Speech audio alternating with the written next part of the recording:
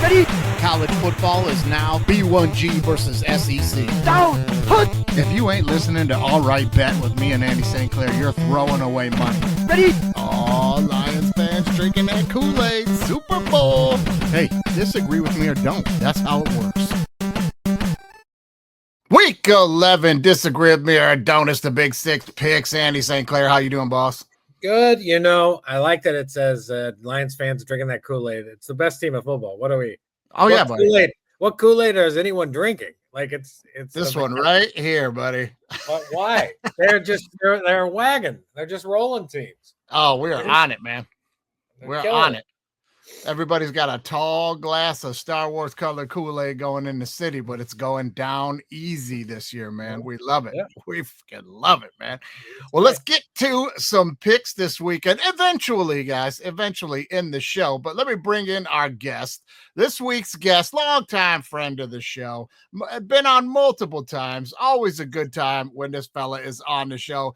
And he is responsible for all these fascinating graphics that everybody sees. And I get messages about like, oh, the people that tune in for the first time or first time guests are always like, oh man, this is like legitimate show. Like you got like graphics and like segments and stuff. And I'm like, yeah. And thanks to this guy, it's Dunber Dicks. Yeah, The Tennessee intro. You know, it's a big Tennessee game when Dunbar shows up. Here we are. Oh yeah, big Tennessee game. We gotta have Dunbar. It's not the Kamala Harris intro. That's over. No. Yeah, no, that went down in flames. The spread was not accurate on that one. I'll tell you what, she did not cover the spread, boss. Woo, not at all. No, it was like plus a couple million and she lost. Yeah, I don't even think we hit on the teaser on that one, guys. That's the ticket we missed on there. Yeah, terrible. You know, no, was not good. Was not good. Dunbar, what's going on, buddy? How you been? I'm good, man. You know, we're surviving. I got a 2-year-old. She's having a birthday tomorrow. Oh, she's officially 2. Right. Very exciting. She's very into Minnie Mouse, so everything's Minnie Mouse right now. She's very excited. Beautiful, man. You're getting a big mini party going, huh? Oh my God, yeah. We had I had a full-on like World War III over a Minnie Mouse balloon today over daycare. So that's okay. All right. Yeah, the meltdowns, man. I don't miss the meltdowns. Hey, I have a 5-year-old. I love when these lines get drawn over something ridiculous. You're like, what? Okay. Let's do it. Yeah, it's like, right. Listen, do you want to eat or do you want to play with this Minnie Mouse balloon? Did I freeze? Oh man. No, you can't. I froze? You'll be back though. We can hear you. Okay. It's a good picture to freeze on too. It's like you could see it's like a young father freeze. Yeah. Later on, I'll just edit in one of those mouth moving things like the old Conan O'Brien show and stuff. Yeah.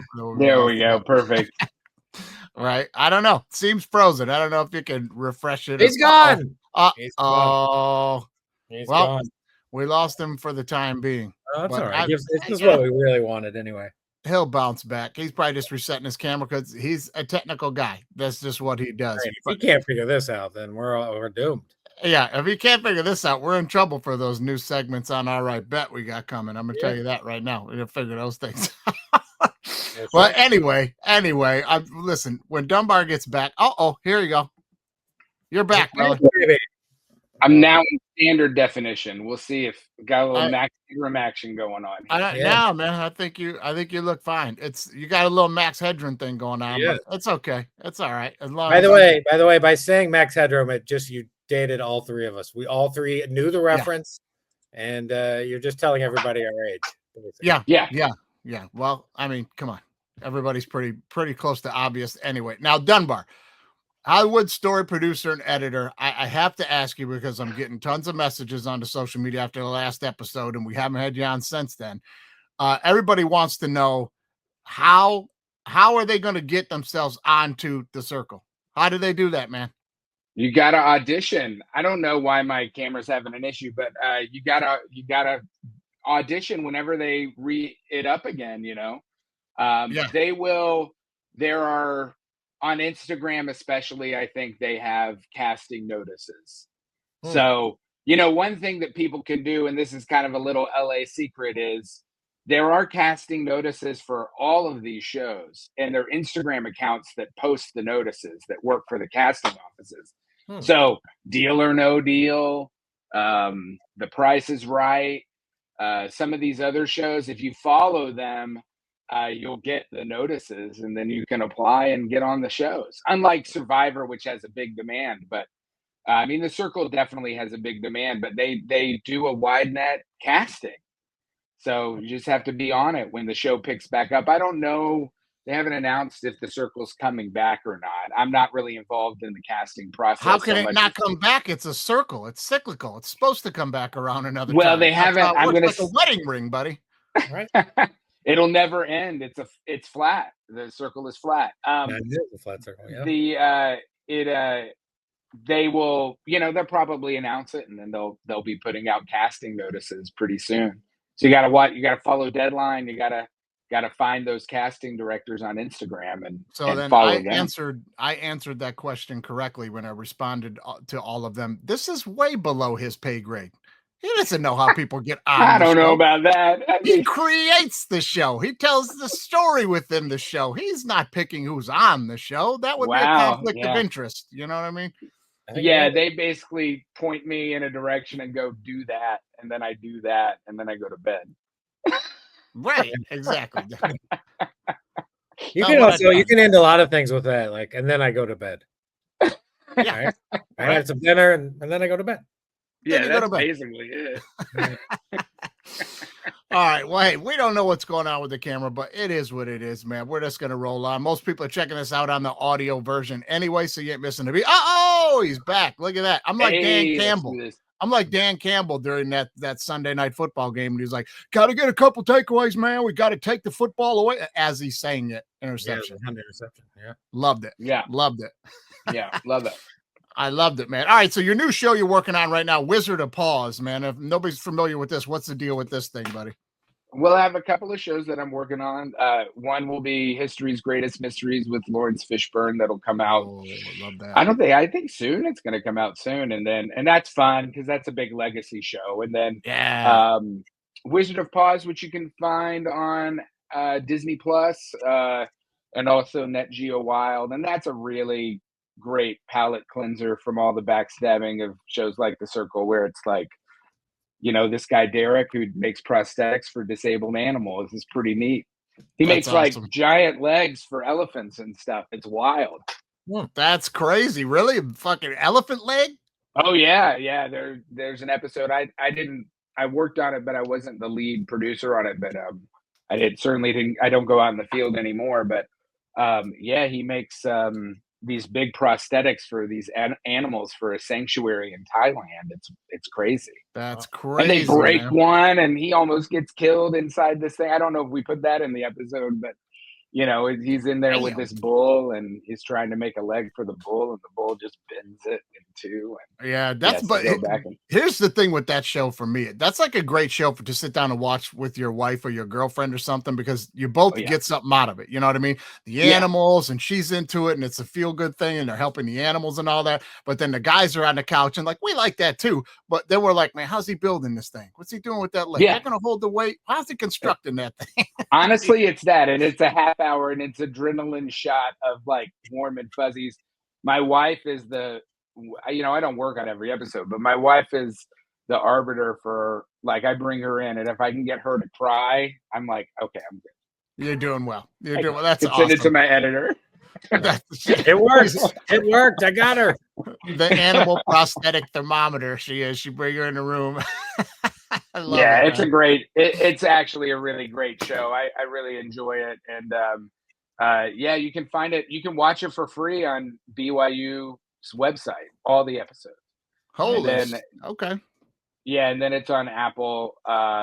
It's on Disney Plus. And then the other thing too is if you have an animal that has a disability that has mobility issues, you can go on Derek Campana's website, search him on Instagram or search Wizard of Paws and find him. And this is what he does. I mean, he's like one of the only people on the planet that makes custom medical grade prosthetics for animals. Okay, so just prosthetics, because I have a dog that's pretty stupid and doesn't get around too wisely. Not gonna be able to help that animal, huh? No, if your dog is staring at a wall for 7 hours a day, that's the dog. Yeah. My dog can't figure out blankets. The other dogs get under a blanket, and then this dog is on all fours staring like, what in the fuck is this sorcery? You know what I mean? It's just hilarious, man. It's hilarious. But anyways, man, a lot to get to this week with your fandom. We got a big Tennessee game coming up later. But first, I got to talk to you a little bit about the Titans, buddy. I'm going to give you like a 2-minute rant here. You tell me what's wrong with this squad, man. Everything's wrong with it. I mean, I don't know. It's like, I don't think when your head coach is big dogging the owner, in Vrabel, I liked Vrabel. I was kind of bummed that they fired him, but you also you can't have that in a franchise. Although I do feel like if Vrabel was still the coach, they would be, maybe closer to 500. For sure. I just think, it's a quarterback issue. Will Levis has taken 8 sacks a game, and, the offense can't move the ball. And, there are a lot of positives. The defensive line is good. I know nobody cares to get granular on the Tennessee Titans. They're the worst team in football. I hope they tank and get it. They're not the worst team. They're in that pool, though. Right. But, we're in that weird limbo, and I think like a lot of teams, Andy hasn't experienced this probably in a very long time, but Mike has. But 7 years. Yeah. Where even with Alex Smith, you were making a playoffs. You're pretty good, but you're in this weird limbo, and a lot of fans can relate to this. So maybe this is a better way to talk about it, where it's like, okay, you had an okay run for 4 years, maybe 3 years. And you dumped and rebuilt, and you don't know if your quarterback is the guy or not. And most people think he's not the guy. I think there is a quarterback development problem in the NFL.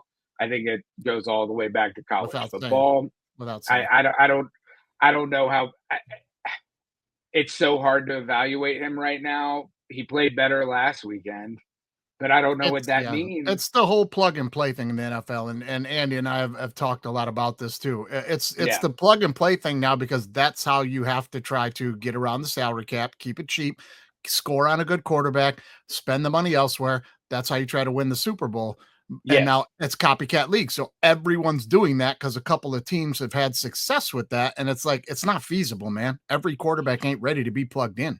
But it also, how many quarterbacks, I think Will Levis took 90% of his snaps at shotgun. How many quarterbacks run behind center? And it's a game of inches in the NFL, that play action. Never. You look at Jared Goff. Goff has even talked about how he didn't really, the game didn't open up for him mentally until he got to Detroit.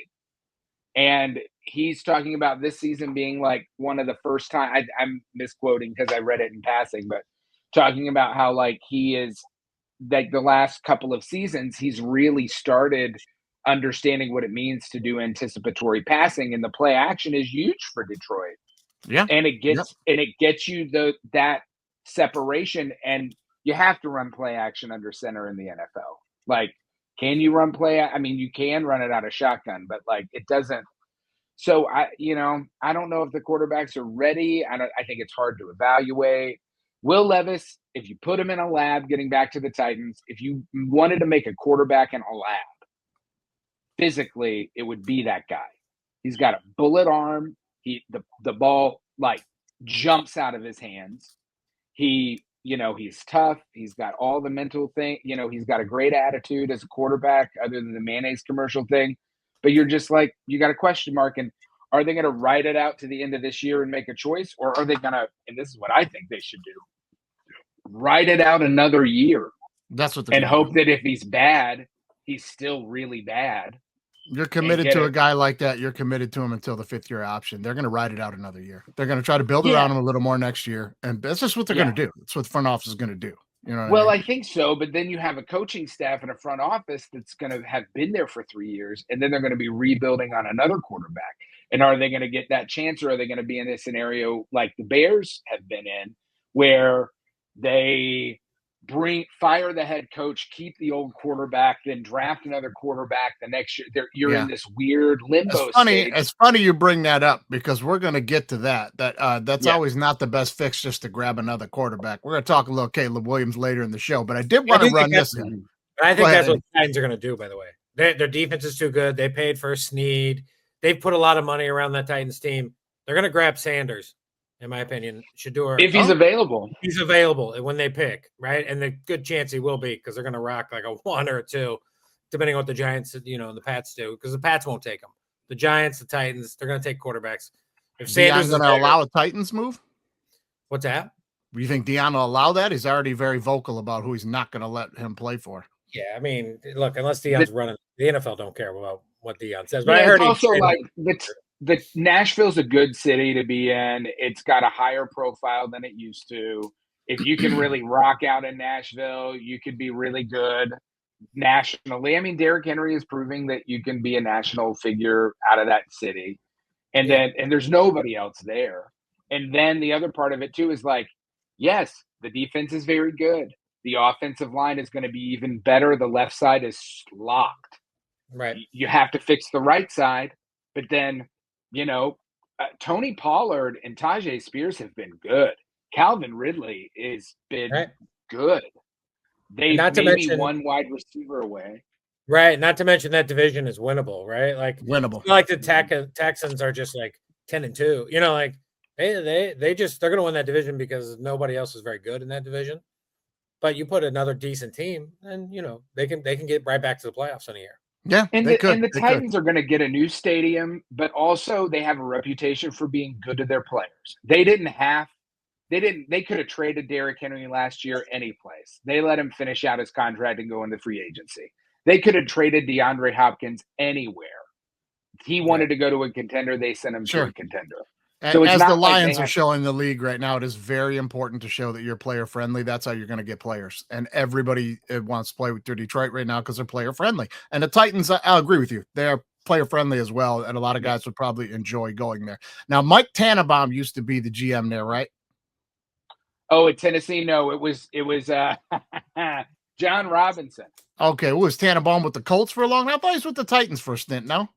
No, it was John Robinson, and I can't remember who was before that. During they brought on John Robinson and fired Mike Mularkey, and then brought in Mike Vrabel. They kind of did the same thing. They brought in a new GM, and then they fired the head coach, and then when it didn't work out, I think he was the Jets and the Dolphins. Oh, Jets and the Dolphins. Okay, nope, I had that mixed up. Well, be glad you don't have him, and never did have him as the GM, because did you guys see this right here?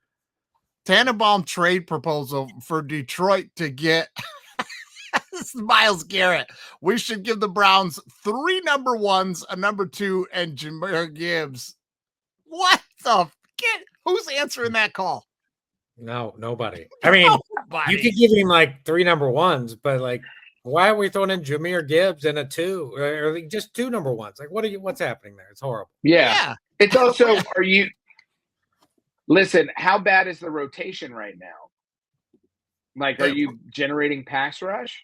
Oh, well, we got the Browns' other defensive end, Smith. We got him for a 5th rounder. So we're fine. And Houston, last game, Houston was, and I don't mean the Texans, I mean Houston, our other pass rusher. He was tearing up Austin's, the Houston Texans offensive tackle, man. He had a really good game, real good pass rush against Lorraine Tunsil. Like he was eating Tunsil up. So I think we're all right moving forward. None of them are our main guy. You know what I mean? Mike, like, who are you scared of in the NFC? The Eagles? No, I'm not scared of the Eagles a bit. I don't think the Eagles match up well with what we do at all. Look good last night. I will say they do. They can't. They can. The pass. Those rookies are really good. Those D-backs they have can shut it down a little bit, just like they did last night. And they've been doing that for a few weeks. That Mitchell kid's good. They also have just whatever the white D-back who's like the greatest white D-back of all time now. He had the pick last night. Dance is like the greatest white D-back of all time. It used to be Seahorn. Now I think it was Seahorn. Now there's a new player entering the building here. Yeah, right. 3 picks. He's had 3 picks. I'm not worried about. I'm not worried about the Eagles. Really, I'm not. I'm worried about Frisco getting very healthy, and I've told Andy I'm backdoor worried about the Falcons getting their shit together on defense because that's an offense that can give you trouble. That Falcons, you know what I mean? That is a joke. The Falcons. It's not. If their defense gets together, Andy, they're better than the Eagles. Because I'll tell you right now, if the Eagles land in a game where they're forced to have Hurts play catch up through the air, you've won the game. You force the Falcons to do that, they'll give you trouble. You think if the Eagles went to Denver? Do you think Denver would be 2-point favorites? 3 weeks ago, yeah. Now, no. This week. Well, that changes everything. That's what I'm saying. So, 3 weeks ago. In 3 weeks, we can be talking about how good the Falcons are. You know what I mean? I don't know. Trust me. The Falcons, no one's scared of the Falcons. The 5 seed Eagles, the 5 seed Niners are all excited about going to Atlanta and dropping about 40 points on the Falcons in the playoffs. They're excited. Well, could be, man. Could be. Listen. Listen, you want the playoffs to run through Detroit. They're gonna. Yeah. There's no chance they're not. We got the Bears twice. We got the Vikings again for one. You know what I mean? We're going to beat Green Bay again. There's 5 more wins on the schedule for us there. Listen, we're going to be the number 1 seed. We're going to be the number 1 seed. Now, I just want to ask. He's not drinking the Kool-Aid. He's drinking that cocky juice. Don't get too cocky. Listen, I'm just looking around the NFC, and like we just talked about, is there another team that either one of you are like, oh, like a KC or something? No, there isn't. There's 3 teams that will give Detroit games, right? I think it's San Francisco, I think it's Philly, and I think it's Green Bay, and I think those are just the 3 teams that'll do it. They're not all going to play Detroit, but 1 or 2 might. But honestly, you do not want a division rival that is such a recipe for disaster because 100%.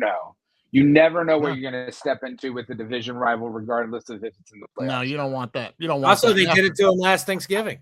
I remember because I had $1 million on the Lions over the Packers, and the Packers came in and just fucking smacked them around. Me too. And the difference was we just rolled over in that game and let them do it. But you saw last week what this team will do now. They're not rolling over. You know what I mean? So yeah, but the Texans are very good. You know, I'm with you. No, they're going to be a top seed in the AFC. They're going to be a top 4 seed. They're going to be the 4th seed because they've won the division. That's not. Again, the Texans are like the Falcons, right? These 4 seeds are going to get beat by the 5. It's not a bad football team, man. It's not a bad football team. When you're going to win your division or be in the playoffs, I don't think you're a team that I kind of just go, you suck. You're top 10 team. I mean, you're top 10 team. It's a good football team to have that kind of a comeback on. It ain't like they did it to the Jets or something. You know what I mean? Like it was solid. It was solid. I'm just saying it's not going to be a walkthrough. There's going to be some tough. The playoffs are not going to be a walkthrough, but I do think we'll have the number 1 seed. I do think we will have the number 1 seed. On that note, guys, we got to keep it moving here. We got to pay a few bills. We got to get to my man Gordon Butterfield on what just happened. What just happened? Brought to you by the Reclaimed Barnwood Beauties of Case Concepts. It's a mom and pop run furniture shop, and they specialize in reclaimed barnwood furniture. You can choose a live edge or some smoothed out finishes. Well, they've even got those fancy river tables and all kind of themes from sports to space conflicts. Whether you're looking for a 12-parsec Kessel run or a march up a frozen river's edge, the rebels have been found. You won't be disappointed. Those are real toys in there. That's right. From bathroom decor to bar carts to bar stools. They've even got pet supplies. Plus, looking for that couch bar you always wanted? Take it from these satisfied customers. That's the beauty of Case Concepts on Etsy. Tell them Gordon approves. Well, it's a beautiful day for a visit for that. Oh, tumble time. Oh, my. 2 for 1 on the Stairway Massacre. What just happened? It was a bang-bang play. First you see Edna trips over that dog. Oh, flip-flops are flying. She's rolling downhill like a cheese wheel chase. And then here comes Gertie. She's going to help out. But she's not going to put that phone down. Just switch it to her non-dominant hand. That's a bad idea. Here comes the concrete. Oh, my. Thank God Edna's ham hock got caught in that guardrail. Looked like a fire drill for old Humpty and Dumpty. Oh, what just happened? One of those ladies broke a hip, man. What was that commercial for that that Etsy place. It was like a 45-second commercial. Did you see the Google? It was like hardwood beauty. It was so crazy. Yeah. It's a beautiful. Hey, that's a beautiful advertisement. Case Concepts. You get some beautiful furniture over there. He does some cool tables with the Star Wars shit in it. Awesome. But also, he knew some stuff about Star Wars, but then knew nothing about Star Wars. I was confused.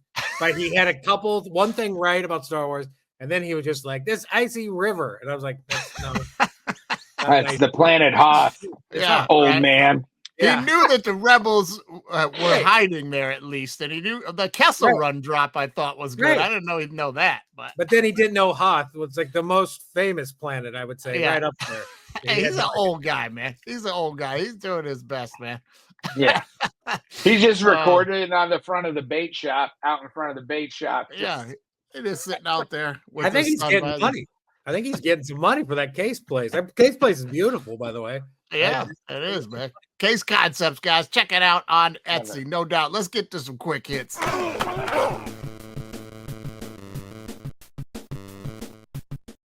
All right, guys, just want to take a second here to pay some respects to a legend in the city of Detroit on the Detroit Fire Department and with the Detroit Tigers.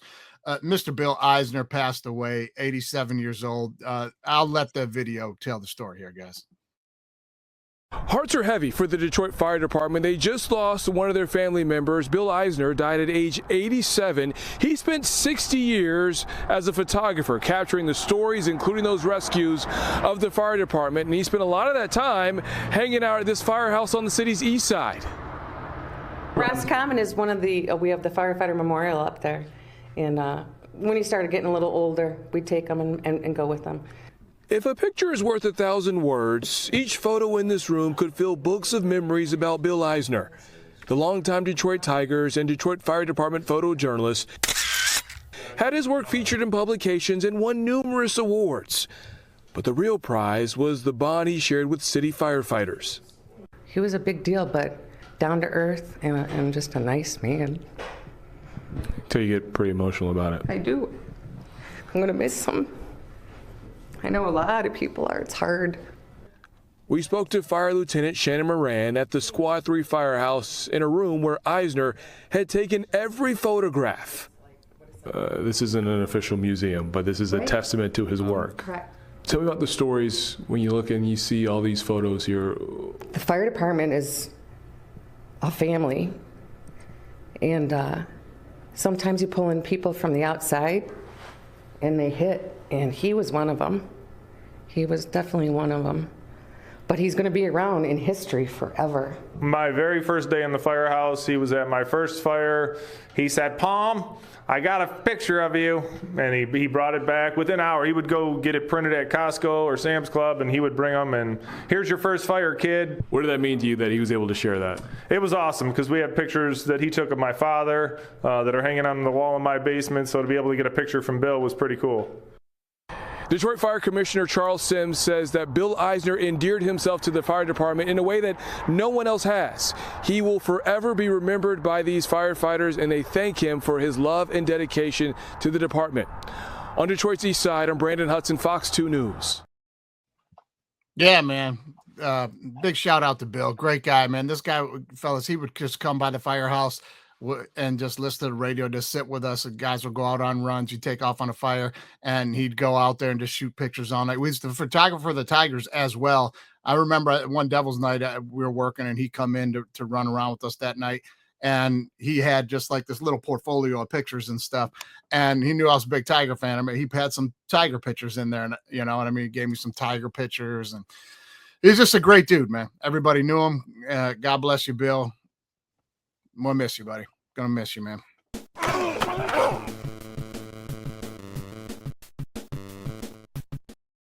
All right, fellas.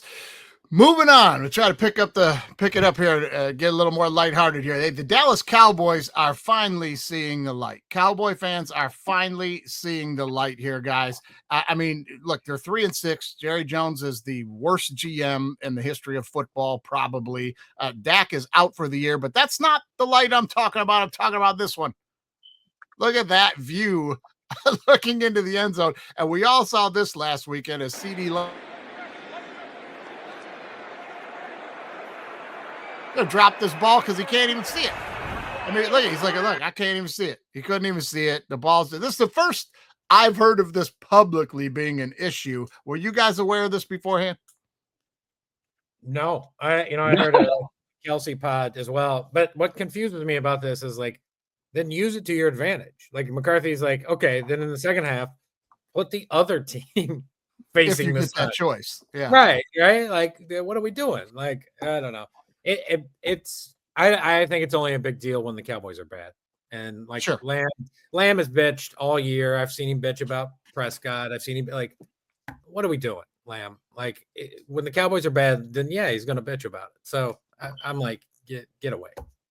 Yeah, this seems like a non-story to me. And they make a big deal out of the fact that they've got curtains that they put up for basketball games and college football games. But then Jerry doesn't want them up there in their games because, like you said, he wants to use it as an advantage. But I'm like, it's not an advantage if the other team can take advantage of it. If they can go, well, we'll go this way. You can have the sun. I mean, right.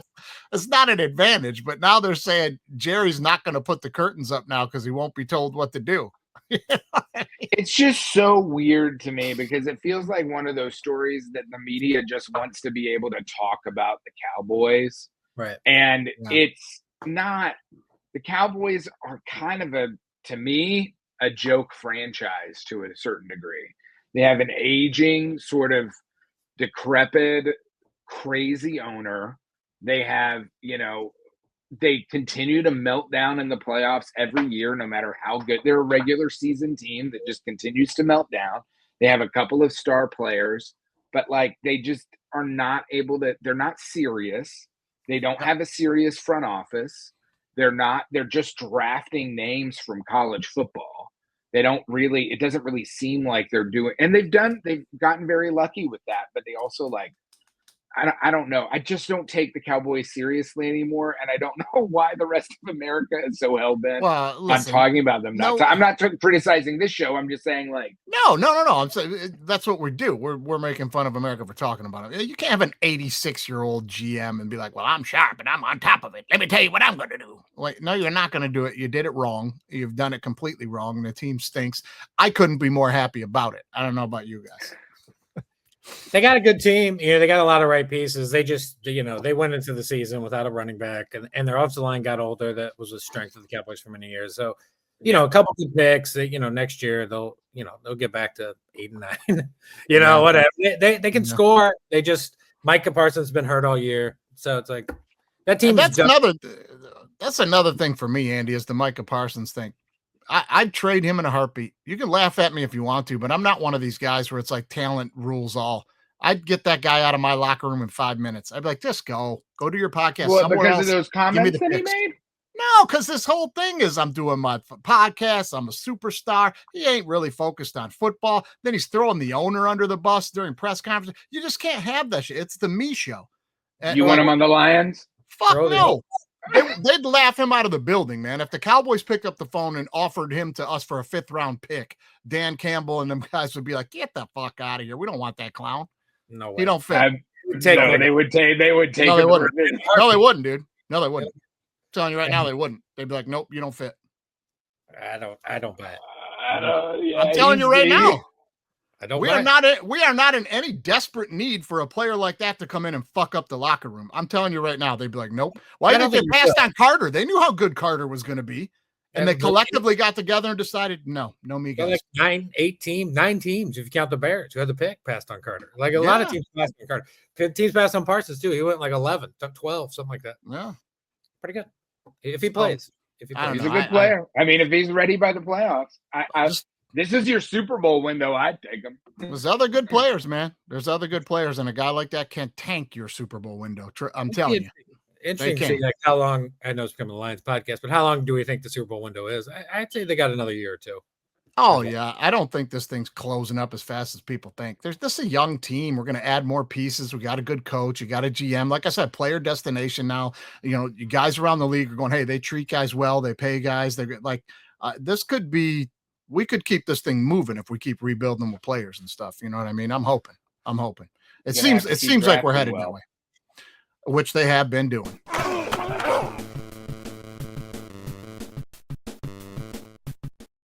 All All right, guys, before we get to knock it off, we're going to have a lot of fun and knock it off. Wearing the old Calabasas football cap today. Just want to throw a few shout outs to some guys from the program that are going through some tough times right now, man. Let's pick them up. My main man, Ryan Lucero's, I'm not going to put his laundry out there, going through some tough times playing football at College of the Canyons, a community college. And he's one of those guys that was getting ready to make a jump to a D1 school, but got some things going on right now. Ryan, love you, buddy, man. Stick in there, hang in there. Everything's going to work out all right. Another former player of ours, Levko, man. I got to reach out to Levko. This kid's on the USA snowboarding team. Had never even been in school before. And then his senior year told his dad, I want to take a break from training snowboard. I just want to go to high school my senior year a little bit and play football. And this kid walked on the team. Special teams player for us, was a rotational guy at wide receiver, just walked right in and played. This kid could have been a big time player. He played 4 years, and now he's back out there training for Team USA for the Winter Olympics. Just blew out his ACL and I think LCL and just had the surgery yesterday. So go get back. You got 2 years before the Olympics, buddy. Get training and get ready to bring it back, man.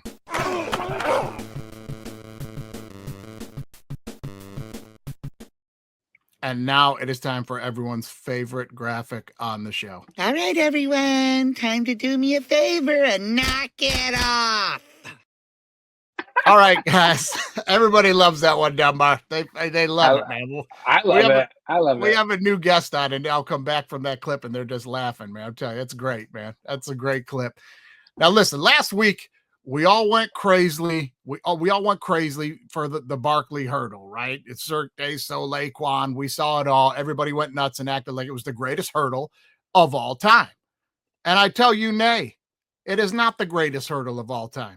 The greatest hurdle of all time is celebrating its anniversary this week, and it belongs to a Detroit Lion. Now locates Barkley out of the backfield. Barkley slips 2 tackles and picks up the first down, tripping up in the Fantastic. I don't know. That was a great hurdle.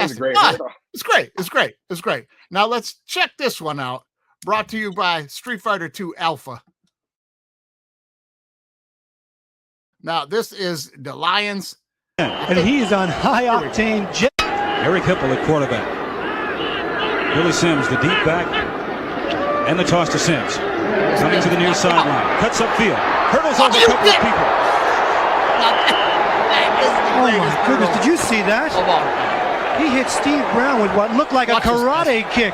He leaped into the, you think he's not ready to play football today. Billy Sims is exploding. Is he excited? Watch this. He'll leap and hit number 24, Steve Brown, with a foot right in the head, right? Climb the ladder on his neck. Right there. It's as though he used his foot as a straight arm. That's the greatest hurdle of all time, man. Are you kidding me? I mean, I don't even know what they would call that nowadays, man. You remember Wasn't there Antonio Brown did the same thing? I was going to say. You remember? Yeah. Somebody in a kind of Antonio Brown, crazy, but he kicked somebody in a punt. It was pretty awesome as well. He kicked a punter. He kicked the punter. Yeah, something crazy. The weakest guy on the team. I love how when he first jumped, he used the first guy and kicked him in the back of the neck and like leaped himself forward off of him and then kicked the other guy in the face. And then, but my favorite part of that video, guys, is the announcers. Yeah. Like, for sure. Yeah.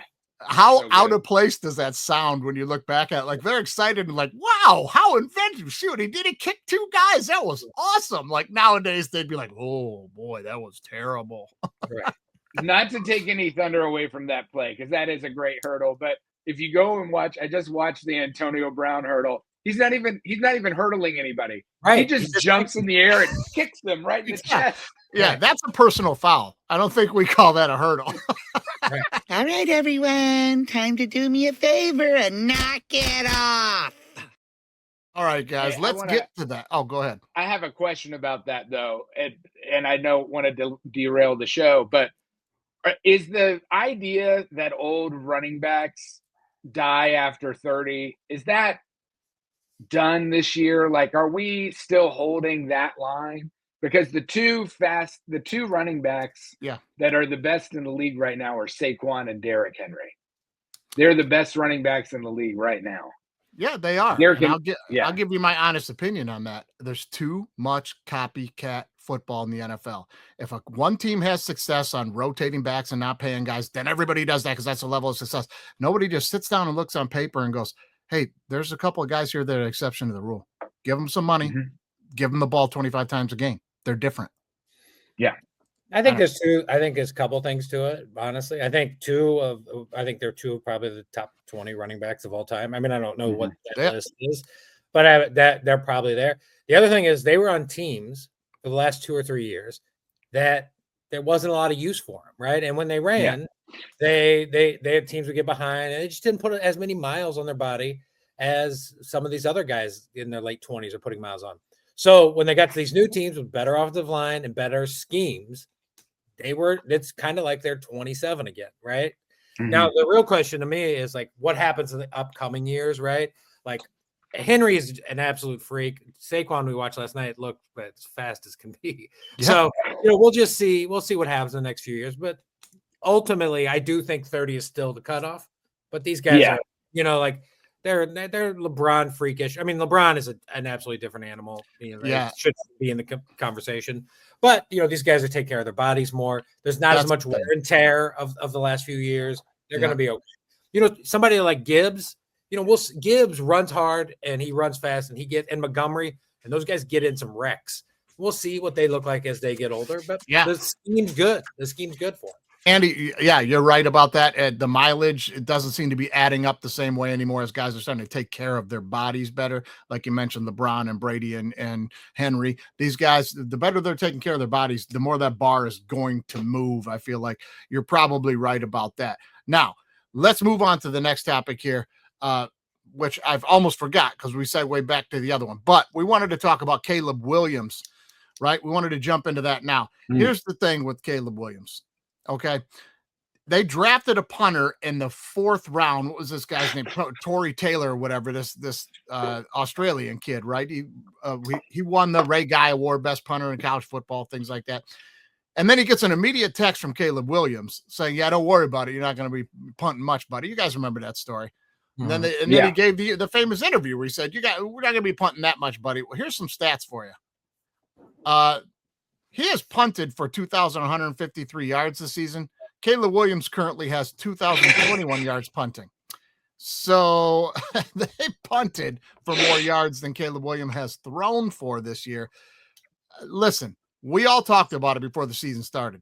No quarterback in the history of the NFL had come in with this amount of height, next Peyton Manning, next Tom Brady, and this type of weapons on offense. Do you guys think it's fair that he's getting the bailout of, well, they're just not calling the right plays or the coaches aren't right? No. You were supposed to be the guy and you've got all the weapons. What do you guys say to that? I do think it's an upper management issue. I mean, like, look, Jaden Daniels also has really great weapons in McLaurin, and he's got fucking Brian Robinson and Eckler. Mm-hmm. Like, it's Washington that did the O-line, and Jaden's been awesome, much better than Caleb. Awesome. But, if you read the stories about Shane Waldron, who just got fired as the OC, when he left Seattle, the Seattle players were thrilled, right? Like JSN, Metcalf. Like, look, this was kind of, I think what was shocking in the Bears season was they got out to kind of a good little start. Then they played some really good teams some bad teams because they're scheduled. They have 4th place schedule. To me, this is all tracking, right? Eberflus is a good defensive coach, would make a good defensive coordinator. The Bears defense is pretty good. He's not a head coach, right? And what hurts him, in my opinion, is this 1 year, he's going to have to learn a whole new system when they could have just done it last year, right? Same thing with the Giants, same thing with the Bears. Like, these teams, same thing with the Cowboys. These teams, same thing with the Titans. These teams get rid of these problems, and they can start anew, especially when you have the number 1 pick, who's your quarterback, right? Or like the Redskins. Oh my gosh, I haven't done that in forever. The Commanders did it, right? They cleaned house, brought it, and they worked it that way. So yeah, I do think is Caleb going to be Brady or Manning? Doubtful, I don't know. He's better than Jaden Daniels, but he's pretty good. He's going to be pretty good. He's got the tools to be able to turn it around. Yeah, he's eccentric, and he's playing like he's at USC. And I'm sorry I'm going so long. He's playing like he's at USC a little bit. He's holding on to the ball a little too long. but it's going to take a little time. They got to start over. Go ahead. I think it's a lack of, well, one, the Bears ownership is pretty lousy. You know, they've just had one of the worst owners in football for a very long time. I mean, they don't even care about football. You know, I don't know what it was, that press conference where the owner was like, I don't know. I don't know anything about football. And they're just hiring the guy. So you have an ownership problem with the team, which is pretty evident. But I think that I agree with Andy on all points. Like, Eberflus is probably not a head coach. You're putting Caleb Williams in as much talent as he has around him. You're putting him in a pretty tough situation, which is like, you know, now he's going to be learning probably a new offense in the offseason. That's not really good for development at all. And then I think the thing that also frustrates me, and this frustrates me as a Titans fan too, is like, so often Andy gets this with Kansas City, you know, like Andy Reid is a brilliant coach. And he's created an offense that's tailored around what makes Patrick Mahomes a special player. And so often you get these coaches that have so little imagination. They're chasing the next new idea. And they especially on the offensive side of the ball, they're trying to, you know, hammer these quarterbacks into their system to make their system work. Caleb Farley is exceptional at certain things that he's able to do, you know, but he can't create on every play. And I think that, you know, you have to create an offense that works around that. And maybe they think that they're doing that. But again, you have a defensive coach with a young quarterback. That's not a good pairing. He's maybe going to get fired. I don't buy into that thing about the head coach can't be a defensive guy. You absolutely can. You just pick a good offensive coordinator and you trust him. And no, I agree with that. He has not done that. Right. I think that it's Eberflus. Eberflus is not a good head coach. No, I don't think he is either. I'll say this. Now, I think this situation, if Caleb Williams is going to turn it around, I think it has less to do. There's a lot to do with play calling and system and coaches. A lot to do with it. I'm not discarding that. It's very legitimate, and he's got a great skill set. But it's going to have less to do with the coaches and the play calling and the system they're going to put around him, and more to do with like the Baker Mayfield type of scenario. He needs an attitude check. You guys watch that Hard Knocks, and when I was watching that Hard Knocks, I was like, this kid's going down in flames. Watch, because there's a difference between being ultimately confident, which you have to be at that level, and being arrogantly confident. And this kid was arrogantly confident on that show before games, laughing, and then guys being like, hey, you nervous? And being, man, I don't get nervous, man. I go out there and do what I do. I'm Caleb Williams. And I think that is a problem that's falling on a lot of young athletes nowadays, because sports now at a young age revolves around all the best players being picked to be on the best team. Any city you go to, you're going to have the team where all the best players are getting pulled to the same school. And then all you're doing is crushing and winning. And you don't know how to deal with what he's got to deal with right now. You know what I'm saying? I think it's a fair point. Like he needs an attitude adjustment. You ain't the man. Get your shit together. But don't you think so much of that is just a put on? Like he's doing that because he's scared, you know? No, this kid has never lost because he's been surrounded by the best players always. You saw a little bit of it at USC the year before he was drafted. He finally lost a couple games and he's in the stands crying because he's never gotten beaten, because he's never had to face any adversity. He's had all the best kids in the city. You know what I mean? So I don't know. No, I didn't feel that watching Hard Knocks. Watching him, I got a genuine feeling that, oh, this kid thinks he's just going to walk right in and be the icing on the cake. Rude awakening. Yeah, but I guess my point is, like, you put Vrabel on that team, make him the coach, right? Which I think is going to happen. Or like, if I'm the Bears, I'm terrified. It's like Kingsbury, who coached him at USC. Like, you don't want that. But you put Vrabel on that team, Vrabel, who will build around him and will figure out. Sure. Even though you could argue that Vrabel's not a great quarterback coach, but he can build around that. You just get him a better coach. And like, this is not. I think people want to make a decision right now if he's good or bad or what's happening with him. He's going to take a few years. This is what the Bears did was horrible, in my opinion. Terrible. We all knew this was coming, right? We all knew Eberflus was going to be fired. And so now it's happening. He picked a horrible OC. Like, just let's give him a couple years and let's see what in 2 years. Yeah, we can probably say whether he's going to make it or not. Yeah, we'll see. We'll see coming into next training camp. You know what I mean? But, I don't ever wish ill will on anybody. I just, when you see an attitude like that, I'm like, you need to adjust the attitude first, dude. All right, everyone. Time to do me a favor and knock it off.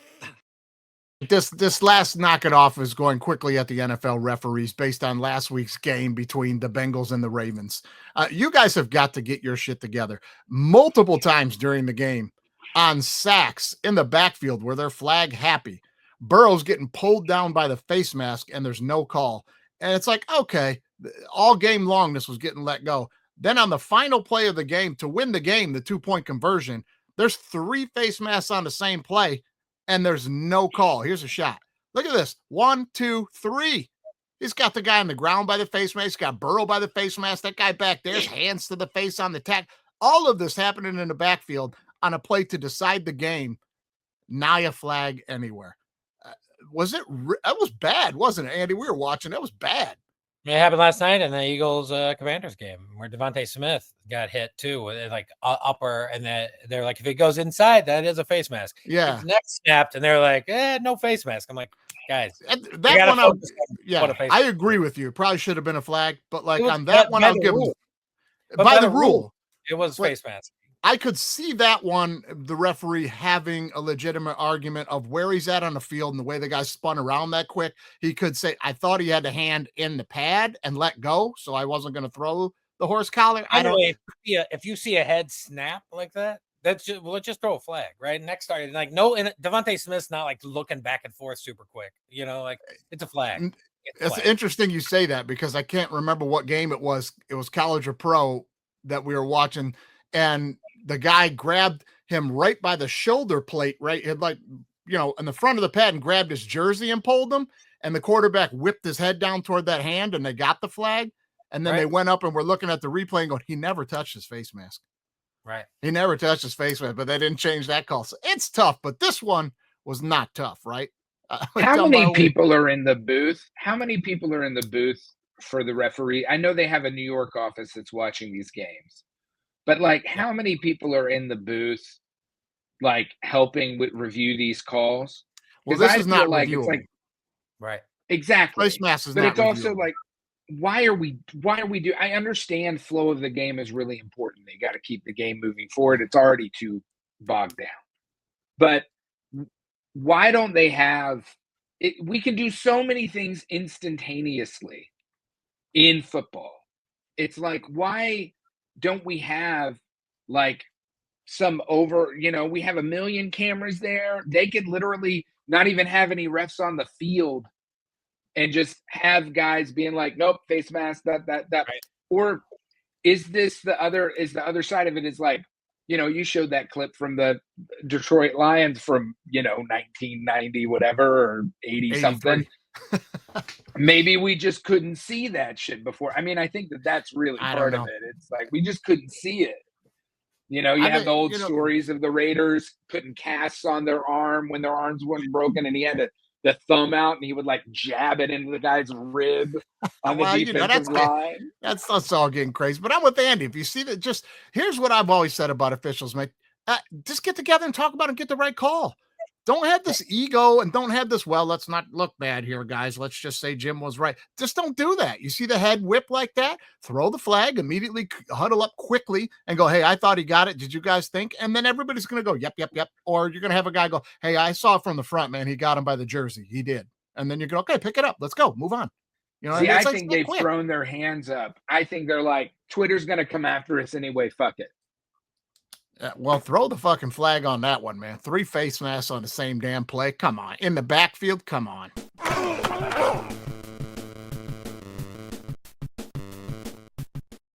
All right, guys, that's going to take us to this week's Warhawk report. You know what time it is. The Warhawks are heading to Auburn this weekend, baby. See it right there. Upset special. The Warhawks are 24-point underdogs to the Auburn Tigers this year. Now, guys, Auburn not looking good. If this is going to be an upset, this is the spot for it to happen. Let's go Warhawks. We are 1 game short of being bowl eligible for the second time in the history of the program. We need 1 more win. I'd love for it to come this weekend against Auburn. I firmly believe it can. We're a team that can run the football and play good defense. We can hold the ball. That's how you got to beat a team like this, right, Andy? When you're going to pull an upset off against a bigger conference, you've got to hold the ball and play good defense. And we could do that, man. I'm smelling upset this weekend. Give me the Warhawks plus the 24 points, and we're going bowling, baby. We're going bowling. What do you guys think? I'm on the other side. I told you on Wednesday I'm on the other side. Like, if there's one coach, this is just a horrible spot for ULM because Auburn need it to get them bowl eligible. They also got Alabama coming up. They got another big game after that. This is the SEC week where SEC teams who are not Georgia or Tennessee are playing in Missouri and South Carolina or Cupcake City. As they get into the next 2 weeks, there's a reason it's there. Hugh Freeze is going to put it on him, in my opinion. He's the coach. Him, Lane, these are coaches who they don't take their foot off the gas. They want to win by 70. So I'm on the other side. I'm rooting for ULM, though. I'm rooting for ULM. I have some inside information that Hugh Freeze stormed into the athletic director's office last week, realizing they were playing ULM, and said, hey, this was supposed to be Cupcake Week. You got me a team that's in the upper echelon of the Sun Belt coming in here one game away from bowl eligibility. I'm supposed to have a roll game, and the AD said, I scheduled them a couple years ago and they stunk, man. I didn't know. They're in trouble. Hugh Freeze is nervous. This is a first-hand account. The secretary is my cousin's sister's boyfriend's aunt. So I'm just telling you, I think if you're looking to bet ULM, by the way, you're going to have to call this one a spot play because Auburn's got Texas A&M coming in next week, and then Alabama. So that is the recipe for ULM to cover. Let's go. I want Auburn to lose. I'd love Auburn to lose, but we all want Auburn to lose this week. Let's go down. You'll rarely hear anyone from Detroit saying down with the Tigers this week, but let's go, man. Let's go, Warhawks. And that's going to take us to the official tailgate beverage of choice for DWMOD Pod. Brass monkey, that monkey, brass monkey, chunky. That's right, baby. Get yourself an ice cold Brass Monkey when you're tailgating this weekend for the games, or even tonight for the Tyson fight, man. Tune into that thing tonight. Get yourself some Brass Monkeys. Go with the official beer choice of the DWMOD podcast. That's Old English 800. Get a splash of orange juice and get rolling. Also brought to you by the official beer choice of DWMOD podcast, Old English 800, is the Big 6 Picks. Guys, it is time for the Big 6 Picks. We're going to take the best 3 games in college football, the best 3 games in pro football this weekend, and we are going to give you our takes on them all. Let's jump into game number 1, Dunbar, and we'll go right to you. Oh, man. Number 5, Texas, minus 13.5 at Arkansas. The over-under here is 57.5. Who you rolling with, D? I'm going to take Arkansas with the over to beat the spread. Yeah. Okay, Arkansas and the over. Arkansas been good at home this year. I think Arkansas has been rolling at home. I do think that Texas will probably, win the game, but I think it'll be close. And I think Arkansas is gonna, but I am gonna take the over on this. You're gonna take the over on this one, Andy. Where are you landing? Texas needs it because they got a big game against A&M. I think the Arkansas, dream is over, right? Like earlier this season, I think everybody, before a lot of tape came out on the offense, I like the over in this game. I also like Texas. I think Arkansas is going to give me Texas plus minus 13 or 14 or whatever it is. I just think Arkansas is going to give the ball up, turn over a few times in like their side of the field. And I think that it's going to be messy. The game against Ole Miss is what makes me think that Arkansas I thought was going to beat Ole Miss, and Ole Miss beat them by like 30 or whatever. So and I think Texas is a better Ole Miss. So give me Texas the over. Yeah, I'm going to be rolling with Texas as well. Listen, if this game were a couple of weeks ago, I'd have thought twice about it, but it's not. And Quinn Ewers seems to be back into form. He seems to be back into handling the offense and putting some points up. Big win for them last week that I didn't think they were going to score that many points in. I'm going to take Texas laying the 13.5, guys, but I'm going to take the under in this one. I'm going to take the under. Wow. Little SEC-style defense here. I don't think Arkansas puts up enough points for them to hit the over in this one. So that's where I'm going to land. Let's move on to the next game. Andy, we'll go to you first. Number 23, Clemson, minus 10. at Pitt. The over-under here, 53.5. Who do you like? I mean, I hate this game just because I don't like either, I don't like either team. If I could blow these teams up, I think Clemson's the Buffalo Bills of college football. I was saying this. I think I said this last week, which is like every good team Clemson has faced, they've lost to. So if you're taking Pitt, you're telling me you think Pitt is a good football team, and I don't think that is the way it is. Clemson beats bad football teams badly. So give me Clemson minus 10. You know, I guess I'll take the over just because I think Clemson's going to score about 40, and then Pitt will get 17. So give me Clemson, give me the over. Yep, I'm landing in the exact same boat as you. Clemson, they had their stinker last week. They got to keep it moving in the right direction. Pittsburgh, we see on the decline, 2 in a row, lost 2 in a row. They're starting to come back down to earth. I'm going to take Clemson as well, laying the 10 and the over. Dunbar, what about you? I'm taking Pittsburgh, and I'm taking the under. I think Pittsburgh at home. I think that the Clemson's D-line is having issues. I think, Pittsburgh has been pretty solidly effective on offense. So I just think that, I don't know. I'm a homer. I like to take home teams in college football because I think that the home field advantage is so incredible when you have a team that's, where the fan base is really striking. But I do think both teams are pretty spotty. So that's why I'm taking the under. Okay, Pitt and the under, the Narduzzi bounce back for Dunbar. All right, now it's time for your pick here, man. Let's old Rocky Top. There it is, old Rocky Top. Number 7, Tennessee is plus 10. 10-point dogs at they got number 3, Georgia, but they're not number 3 no more. No, they're 11, I think, in the coaches poll. Right. This ain't even right. They gave me some AP poll business on here. Anyway, at Georgia, 48.5 is the over-under. Dunbar, we'll let you close it out, and I'll go first. Listen, I can't do it. I want to take Tennessee and those points. That's a lot of points, man. But they're a little banged up at quarterback, but I think Nico's going to be okay. But the bigger story to me here is Georgia on the slide needs to right the ship. This is a must-win game for them.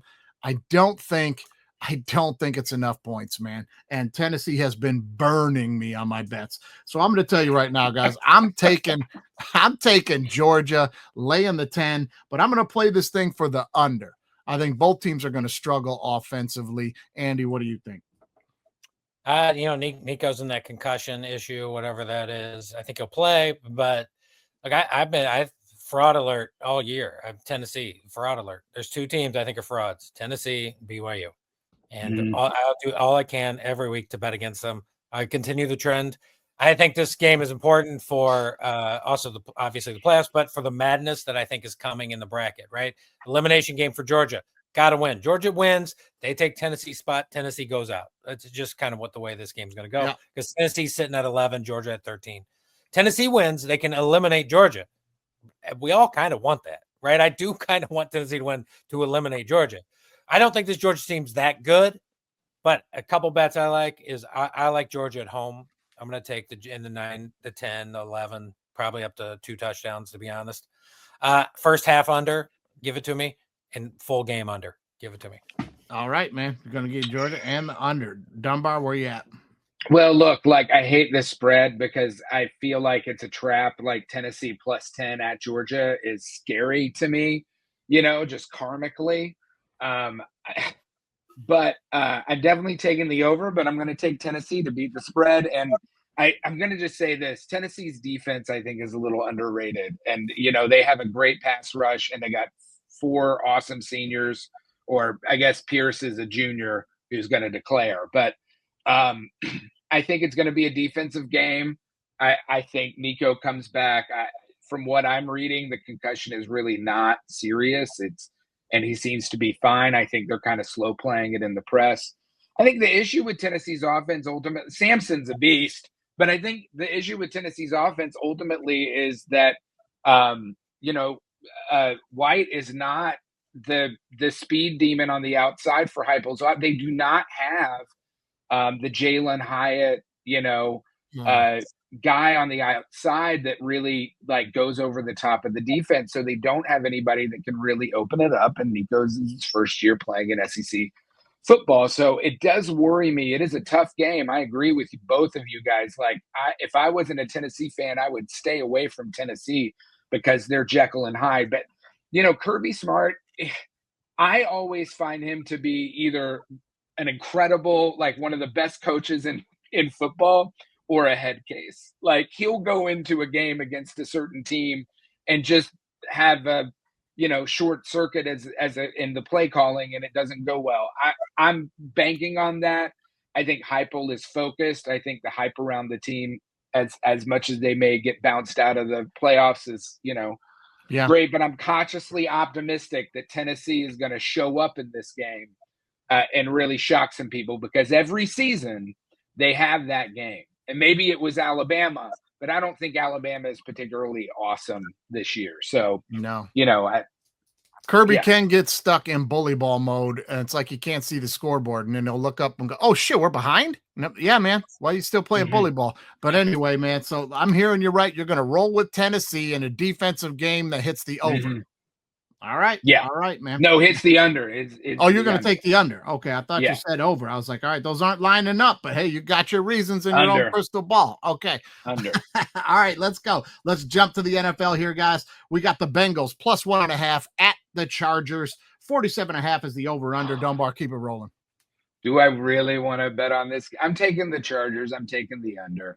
You got to, I think you have the offense is better. The chemistry between Harbaugh and Herbert it seems to be real. Herbert's playing great football. That defense is really rolling. I think I would take the Chargers and the over. Sorry, and the under. The under. Chargers and the under. What about you, Andy? Everybody gets infatuated with Joe Burrow, and he's been awesome, and for sure. Like we think about the last week's game against the Ravens.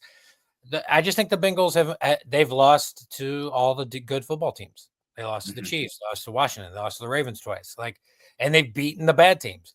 I'm going to be on the over, and I'm going to be on the Chargers. I think public money is all on the Bengals, or is all on the Bengals. Everybody's going to want the Bengals. The Bengals and is going to be tied to a lot of teasers, and maybe. But I think the Chargers, and I think they're going to score a lot. I think Herbert's been really good. I like the Chargers. I like the over. I'm going to agree with you on the over 100% because the Bolts seem to have found their offense, and now they're scoring points. They're not just grinding out these under victories. I agree with you on that. But I'm going to take the Bengals. Just got this feeling here, and not the public feeling because the Bengals are the Bengals, but this is the type of game when they're not playing well and they need to win one, and you kind of look at the schedule going, ain't going to be that one. This will be the one they'll go get. I have a feeling that they're going to show up and win this game. I'm going to take the Bengals, and I'm going to take I'm going to be on the over. I'm going to be on the Bengals and the over. Can I give you one other side Bengals bet, by the way? Sure. If you believe they're going to win, take them to win the Super Bowl or win the AFC, because they win this game and they play the Broncos down the road, is my point, within the next 5 or 6 games. They will get in as a 7 seed, right? And then that 7 seed, let's just say it's Kansas City, right? They're not afraid to go into Arrowhead and beat the Chiefs. They should have beat them this year. They will go into Buffalo. They can go into Buffalo and definitely beat the Bills. They'll travel. They will. So this is a good time at like plus 2,000, 3,000, whatever it is, 20 to 30 to 1 to win the AFC and maybe win the Super Bowl. So just if you're going to do it, maybe you don't want to bet the game, but you want to take a shot on them winning the AFC. Yeah, that's an easy little $5 prop bet for you guys to jump on. Let's hit this next game. Ravens -3 at the Steelers. 47.5 is the spread, guys. I'll jump in first. I'm not going to be on the Steelers here, man. Against our rule, but I'm just going to be on the Ravens here. They seem to be playing well. They seem to be winning some close ones. Like last week, they win that game over the Bengals on a 3-face mask call. But I'm going to roll with the Ravens here. I got to see the Steelers win this type of ball game. I got to see him win this type of ball game. I'm going to take the Ravens laying the 3, but this will hit the under for me, Dunbar. I'm going to agree with you. I'm going to take the Ravens. It's just so tough because division rivalry games is like they're so random sometimes. But yeah, I think the Ravens are really a dangerous team, even though their record doesn't quite put them entirely at as a juggernaut. But I just think they're an incredibly tough team to beat. If they get a lead on you, you're in trouble. So yeah, I'm taking the Ravens and I'm taking the under. All right, man. Andy, you're going to be all over Pittsburgh, huh? 100%. And here's a couple reasons why. And I'm going to give you some stats to back it up. But one of the things I'm going to tell you is that Kyle Hamilton probably is not going to play. And Kyle Hamilton is good at defending the deep ball. And what is the one thing Russell's been pretty good at this year? Throwing the deep ball, right? And to Pickens. And that's going to play into the Steelers, right? They're going to stop them on the run. Harris and Warren, if they play, are going to get like 5 or 6 runs. And then they're going to bring those linebackers up to stop the run. And then Russ is going to cook a little bit because the only thing he do, he throws that moon ball like Flacco, 50 yards. Pickens going to get an INT or pass interference, and Pickens going to catch a ball. Like that's how it's going to work, and that's how they're going to play. But let me give you a few stats just so you guys may want to change your mind, okay? Here we go. Since 2008, when Harbaugh got there at the Ravens, favorites of 3 or more in this game, which would be the Steelers or would be the Ravens at 3.5 at the beginning. Yeah. They are 2-18-3 versus the spread. That is 10% hit rate. Harbaugh, when he's favored by 3 or more versus the Steelers, 0-10-2. In 26 of 32 meetings since Harbaugh's been there with the Steelers, over half of these games have been decided by a field goal or less. The average score in these 32 meetings of this football game since 2008, the Baltimore Ravens have scored 19.6 points. The Pittsburgh Steelers have scored 19.2 points. They are separated by 12 points in 32 meetings. Give me the Steelers. Okay. Give me the money line. And give me the under. Like, what are we doing?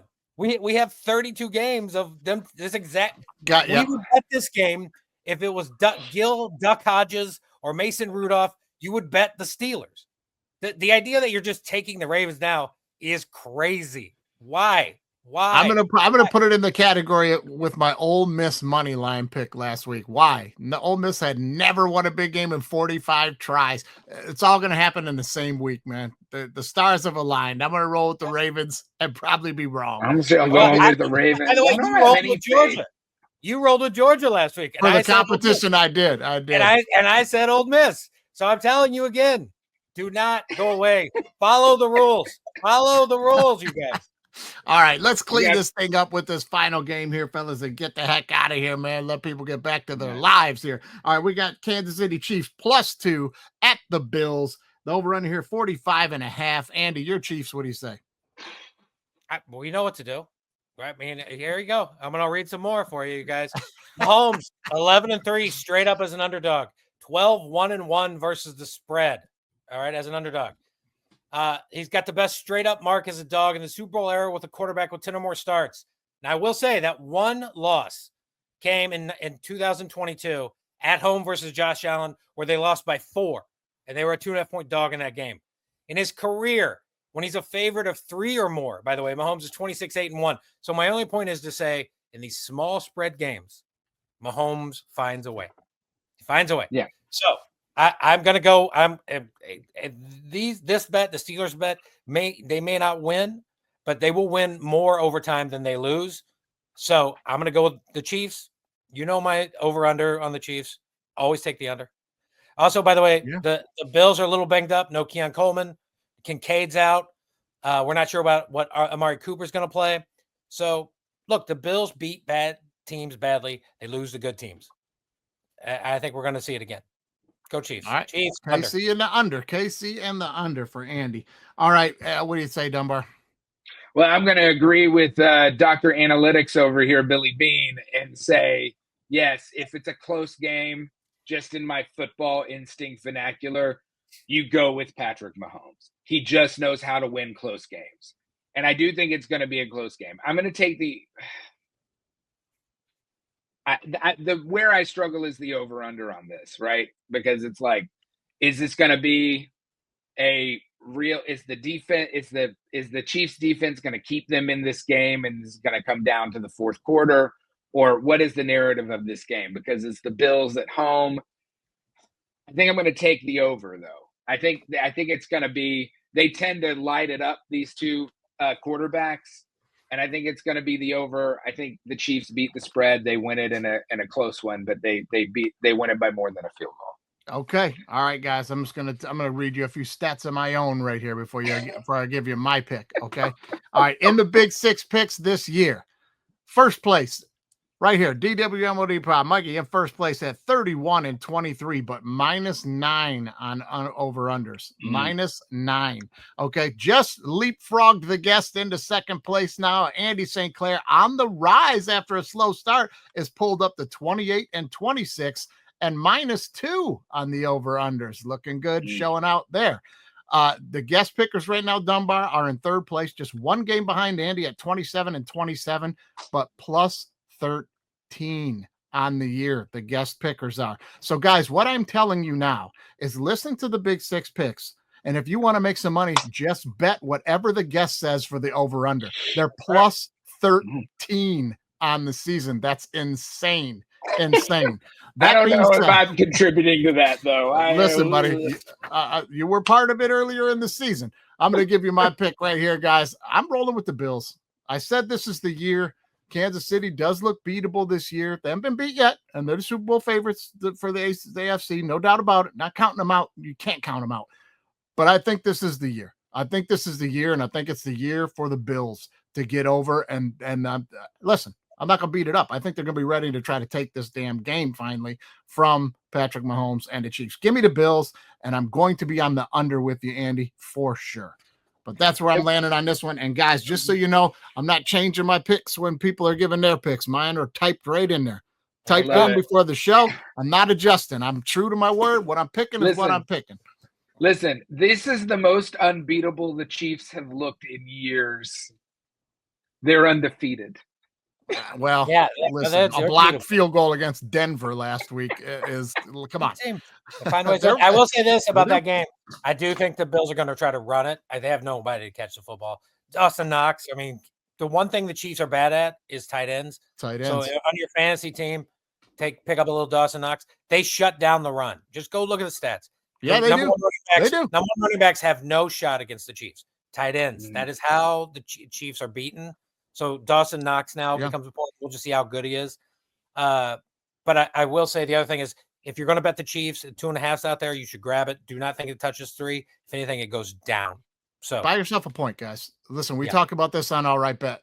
Buy yourself the point. Don't be an idiot and lose the bet. Buy yourself the point at less odds and win less money instead of no money. Well, I think there's also – sorry, I don't mean to add on to this, but there's also an opportunity coming soon here where DeAndre Hopkins and Patrick Mahomes get more on the same page, and that'll be very dangerous 100%. For teams because Hopkins is, as much as Kelsey, a heads-up player. And once they start building chemistry, which will happen into the playoffs, it's going to be tough. They're going to be trouble. They're the team to beat. There's no doubt about it. They're the team to beat. That's the Big Six picks for the week here. Dunbar, I got to thank you so much for jumping in on the episode this weekend, brother. We love having you, man. Appreciate your time. As always, Andy, also appreciate your time, brother. And we'll see you guys next time. Man. Touchdown. College football is now B1G versus SEC. Down, put. If you ain't listening to All Right Bet with me and Andy St.Clair, you're throwing away money. Ready? Oh, Lions fans drinking that Kool-Aid. Super Bowl. Hey, disagree with me or don't. That's how it works. Go Vols. Let's hope. Oh, let's man. Hope. I agree with you. The Vols are a head case. They're driving me crazy this year. I'm fucking killing me.